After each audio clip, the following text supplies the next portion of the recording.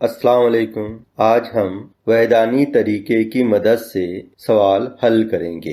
पहली मद की दूसरी मद से निस्बत मालूम करना सीखेंगे। तो निस्बत मालूम करने के लिए मैं एक मिसाल लेता हूँ। 15 मिनट और 1 घंटा, इसकी हमें निस्बत मालूम करना है। तरीका वैधानी तरीके के जरिए हम मालूम करेंगे। लेकिन यहाँ पर आप गौर करेंगे मिसाल में तो 15 मिनट और 1 घंटा, यहाँ जो पैमाइश की इकाई है वो अलग अलग है। इधर मिनट है जो कि छोटी इकाई है और इधर घंटा है यानी इधर बड़ी इकाई है। वक्त नापने की ये बड़ी इकाई है घंटा, वक्त नापने की छोटी इकाई है मिनट। तो हम उस वक्त निस्बत मालूम कर सकते हैं जब दोनों इकाइयां एक जैसी हो, यानी इधर भी मिनट होना चाहिए पहली मद में और दूसरी मद में भी मिनट होना चाहिए। लेकिन यहाँ पर अलग अलग है, मिनट भी है एक तरफ, दूसरी तरफ घंटा है। इसलिए हम पहले इसको एक तो मिनट बना लेंगे या फिर हम घंटा घंटा बना लेंगे। तो हम छोटी इकाई बना लेते हैं मिनट वाली। तो 15 मिनट, यहाँ मैंने 15 मिनट के नीचे 15 मिनट लिखा, इसको बदलने की जरूरत नहीं है। और इधर 1 घंटा है, अब इसको बदलना पड़ेगा हमको, घंटे को क्या बनाना पड़ेगा मिनट। तो हमको ये मालूम होना चाहिए कि 1 घंटे में कितने मिनट होते हैं। तो 1 घंटे में 60 मिनट होते हैं। तो हम 1 घंटे की बजाय यहाँ पर 60 मिनट लिखेंगे। अब हमारी मिसाल बदल गई। अब दोनों तरफ इकाइयां कैसी आ गई, एक जैसी। इधर 15 मिनट, इधर 60 मिनट, यानी दोनों तरफ मिनट आ गए। मतलब अब इकाइयां एक जैसी हो गई। अब हम इसकी निस्बत मालूम कर सकते हैं। 15 मिनट से 60 मिनट की निस्बत हमको मालूम करना है। तो हम शुमार कुनिंदा में 15 लिखेंगे क्योंकि ये पहली मद है, और उसके नीचे 60 लिखेंगे नसब नुमा की जगह क्योंकि ये दूसरी मद है। तो शुमार कुनिंदा में 15 लिखे हमने और नसब नुमा में 60 लिखे। अब इसे हम मुख्तसर तरीन सूरत में लिखेंगे। तो मुख्तसर तरीन सूरत में लिखने के लिए हम उसे किसी एक अदद से तकसीम करते हैं, शुमार कुनिंदा को भी और नसब नुमा को भी। तो हमें यह देखना होगा कि 15 और 60 किस अदद के पहाड़े में आते हैं या कौन सा अदद उन्हें मुकम्मिल तकसीम करता है।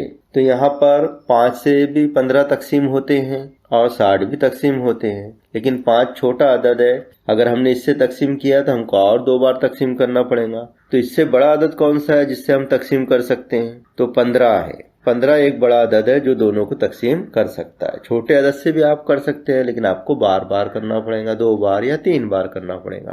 तो हम यहाँ बड़ा अदद ले लेते हैं 15, क्योंकि 15 के पहाड़े में 15 भी आते हैं और 15 के पहाड़े में 60 भी आते हैं। तो इस तरह हम तकसीम की अलामत लगा के 15 लिखेंगे क्योंकि हम 15 से तकसीम कर रहे हैं शुमार कुनिंदा को, और नसब नुमा को भी हम 15 से तकसीम कर रहे हैं। तो 15 एका 15, एक आ गया शुमार कुनिंदा में, 15 चौक 60, नसब नुमा में 4 आ गया। अब हमारे पास जवाब आया 1/4। अब इससे छोटा नहीं हो सकता, अगर होता तो हम और मुख्तसर तरीन सूरत में उसको लिखते थे किसी एक अदद से तकसीम करके, लेकिन नहीं होता है। तो अब हम इसको निस्बत में बदलेंगे। अब निस्बत में बदलने के लिए हमको निस्बत की अलामत का इस्तेमाल करना पड़ेगा। तो पहला अदद जो शुमार कुनिंदा का है वो पहले लिखेंगे हम 1, फिर उसके बाद में निस्बत की अलामत लगाएंगे। निस्बत की अलामत आपको पता ही है, एक नुक्ते के नीचे दूसरा नुक्ता। तो निस्बत की अलामत कैसी होती है, एक नुक्ते के नीचे दूसरा नुक्ता, इसको हम निस्बत पढ़ते हैं। उसके बाद नसब नुमा का अदद लिखेंगे हम 4। अब इसको हम पढ़ेंगे 1/4। तो ये हो गया हमारा जवाब। तो हमने किसकी निस्बत मालूम किए, 15 मिनट की 1 घंटे से निस्बत मालूम किए। लेकिन दोनों में पैमाइश की इकाइयां कैसी थी, अलग अलग थी, मिनट और घंटे। उसके लिए हमने क्या किए, मिनट और घंटे को एक इकाई में तब्दील किए, यानी मिनट बना दिए दोनों को। उसके बाद ही हम निस्बत मालूम कर सकते हैं। इकाइयां एक जैसी होना चाहिए। दूसरी भी इकाइयां अलग अलग आती है, उसे भी हमें एक जैसी बनाकर आना चाहिए।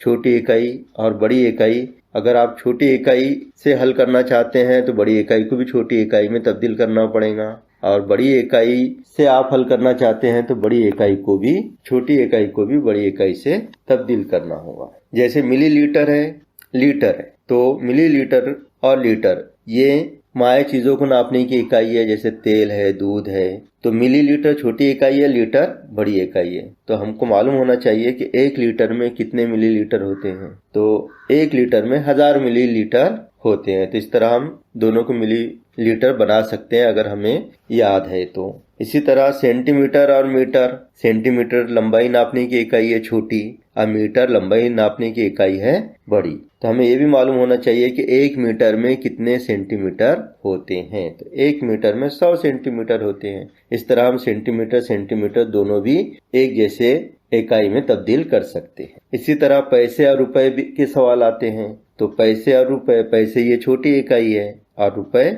बड़ी इकाई है। तो 1 रुपए में कितने पैसे होते हैं? 100 पैसे होते हैं 1 रुपए में। तो इस तरह हम रुपए को पैसों में बदल सकते हैं। यानी 1 रुपए में 100 पैसे तो 2 रुपए में 200 पैसे। इस तरह हम एक जैसी इकाइयां बना सकते हैं। मिसाल में लेता हूँ 99 किलोग्राम और 44,000 ग्राम। इसकी हमें निस्बत मालूम करना है पहली मद की दूसरे मद से। यानी 99 किलोग्राम की 44,000 से निस्बत मालूम करना है। लेकिन निस्बत मालूम करने के लिए एक बात हमेशा याद रखिए कि जो पैमाइश दी जाती है वो एक जैसी होना चाहिए। यानी पैमाइश की जो इकाई होती है, पैमाइश की इकाइयां छोटी और बड़ी होती है। जैसे किलोग्राम ये बड़ी इकाई है, ग्राम ये छोटी इकाई है। तो निस्बत मालूम करते वक्त किलोग्राम को ग्राम में बदलना है, क्योंकि दूसरी तरफ ग्राम है। तो दोनों भी ग्राम ग्राम होना चाहिए या फिर दोनों भी किलोग्राम किलोग्राम होना चाहिए। यानी अलग अलग नहीं होना चाहिए। छोटी इकाई और बड़ी इकाई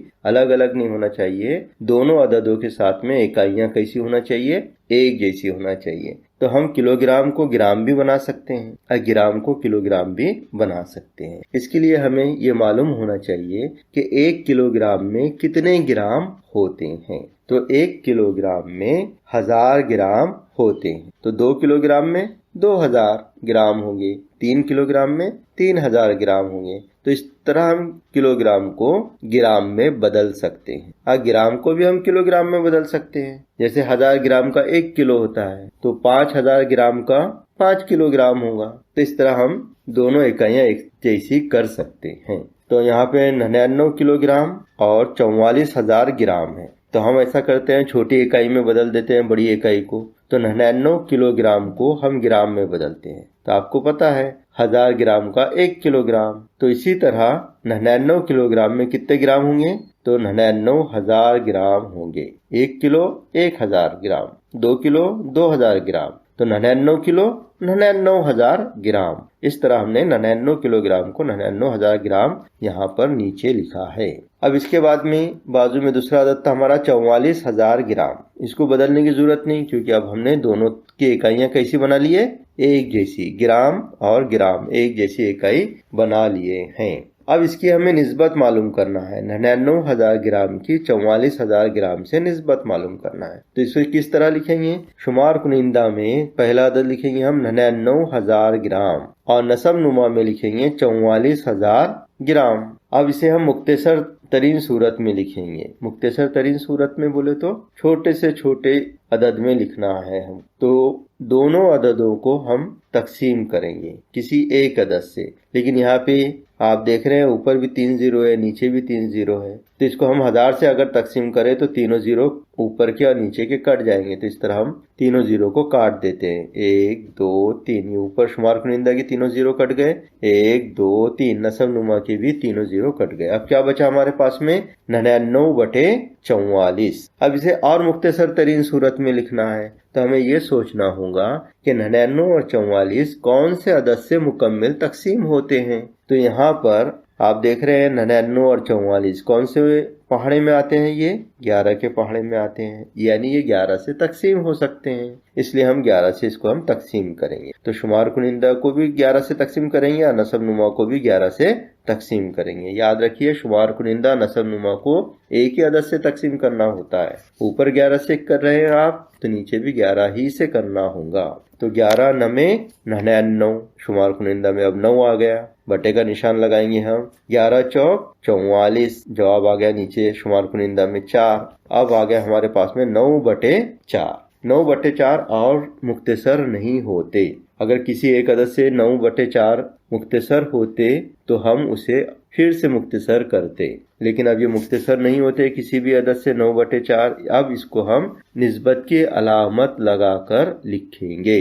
तो शुमार कुनिंदा का अदद हम पहले लिखेंगे 9, फिर निस्बत की अलामत लगाएंगे। निस्बत की अलामत आपको पता ही है किस तरह होती है, एक नुक्ते के नीचे दूसरा नुक्ता, ये हो गया निस्बत की अलामत। उसके बाद नसब नुमा वाला अदद लिखेंगे हम 4, तो 9 निस्बत 4, इस तरह हम इसे पढ़ेंगे। तो 9 निस्बत 4 क्या है, ये 99 किलोग्राम और 44,000 ग्राम की निस्बत है। पहली मद से दूसरी मद की निस्बत 9 निस्बत 4 है। उम्मीद है कि आपको ये अच्छी तरह समझ में आ गया होगा। सब्सक्राइब कीजिए स्टडी 360 उर्दू को और बेल आइकॉन को दबाइए ताकि आने वाले वीडियो की आपको नोटिफिकेशन मिलती रहे।